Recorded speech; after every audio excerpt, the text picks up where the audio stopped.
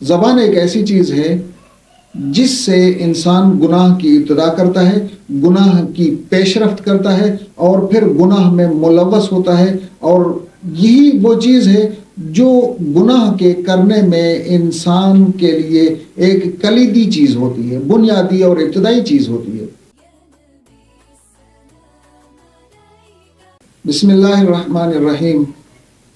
ہر کلمہ گو شخص کی یہ کوشش ہوتی ہے، کاوش ہوتی ہے اور خواہش ہوتی ہے کہ جب میں اللہ تبارک و تعالیٰ کے سامنے حاضر ہوں تو میری نجات کا ذریعہ بن جائے،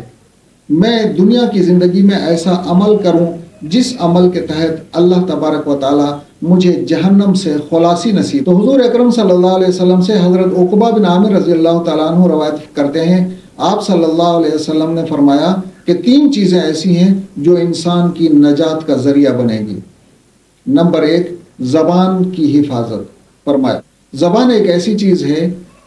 جس سے انسان گناہ کی ابتدا کرتا ہے، گناہ کی پیش رفت کرتا ہے اور پھر گناہ میں ملوث ہوتا ہے، اور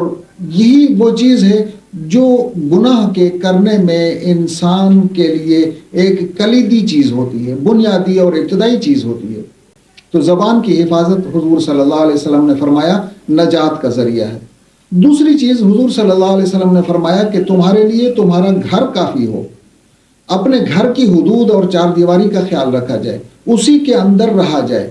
بلا ضرورت یہاں سے نکلنا وہاں بیٹھنا، پھر گلا ہوگا، غیبت ہوگی، چغلی ہوگی اور بہت سارے جرائم میں انسان ملوث ہوتا چلا جائے گا۔ ظاہر بات ہے کہ جب گھر سے نکلے گا، کہیں بیٹھے گا، کسی کی سنے گا اور کسی کو کچھ سنائے گا، تو یہاں سے پھر انسان کے لیے گناہ کے راستے کھلتے چلے جائیں گے اور انسان گناہوں میں ملوث ہو جائے گا۔ تو اس سے بہتر یہ ہے کہ انسان اپنے گھر کی 4 دیواری میں ہی بیٹھا رہے، سوائے ضرورت کے، سوائے حاجت کے گھر سے باہر نہ نکلا جائے، اور گھر کے اندر بھی اللہ تبارک و تعالیٰ کی فرمانبرداری، ذکر و اذکار میں مشغول رہے تاکہ یہ اس کے لیے نجات کا باعث بنے۔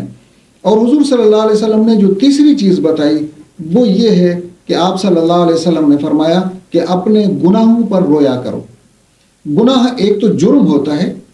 جو انسان دانستہ کرتا ہے، لیکن گناہ وہ بھی ہے جو انسان نادانستہ کرتا ہے، خطا ہوتی ہے، غلطی ہوتی ہے، وہ بھی گناہ کے زمرے میں شامل ہوتی ہے۔ گناہ ایک ایسی چیز ہے کہ انسان کو جیسا کرنا چاہیے اس نے ویسا نہیں کیا، تھوڑی سی وضو میں کوتاہی ہو گئی، تھوڑی سی نماز دیر سے پڑھ لی، تھوڑی سی کسی کی دل آزاری کر دی، تو یہ گناہ، چھوٹے چھوٹے سے گناہ ایسے ہیں جو انسان نادانستہ طور پر گناہ کرتا ہے۔ اللہ تبارک و تعالیٰ کی عبادت میں سستی کر لینا بھی گناہ تصور ہوتا ہے۔ تو حضور صلی اللہ علیہ وسلم نے فرمایا کہ اپنے گناہوں پر رویا کرو،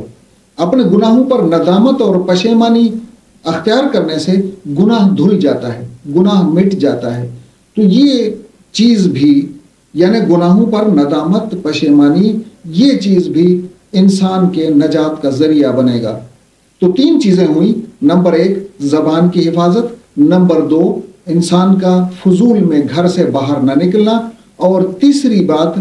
اپنے گناہوں پر ندامت، پشیمانی اور رونا۔ یہ 3 کام ایسے ہوں گے جو حضور صلی اللہ علیہ وسلم کی حدیث کے مطابق انسان کی نجات کا ذریعہ بنے گی۔